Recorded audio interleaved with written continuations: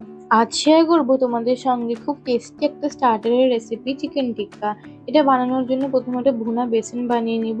এর জন্য প্রথমে 1 চামচের মতন ঘি নিয়ে নিব। নিয়ে তার মধ্যে দিয়ে দিতে হবে 3 থেকে 4 চামচ বেসন। দিয়ে এটাকে ভালো করে মিক্স করে নিব। এবার মিক্স হয়ে গেলেই ভুনা বেসন রেডি। সাইডে একটা বাটিতে নিয়ে নিতে হবে সরষের তেল। তার মধ্যে ভালো কালার আনার জন্য দিয়ে দিব হলুদ গুঁড়ো, দিয়ে এটাকে ভালো করে মিক্স করে নিব।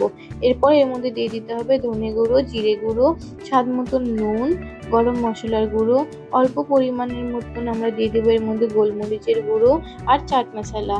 দিয়ে এর মধ্যে 1 থেকে 2 চামচ জিঞ্জার গার্লিকের পেস্ট দিয়ে দিতে হবে। আর হাফ কাপের মতন দই দিয়ে দিব। দিয়ে এর মধ্যে কসুরি মেথি দিয়ে দিব। আর যে আমি ভুনা বেসনটা বানিয়েছিলাম সেখান থেকে 2 চামচের মতন ভুনা বেসনের মধ্যে দিয়ে ভালো করে মিক্স করে নেব। এরপর এর মধ্যে যে বোনলেস পিসগুলো চিকেনের সেগুলো দিয়ে ভালো করে ম্যারিনেট করে 1 ঘন্টার মতন রেস্টে রাখবো।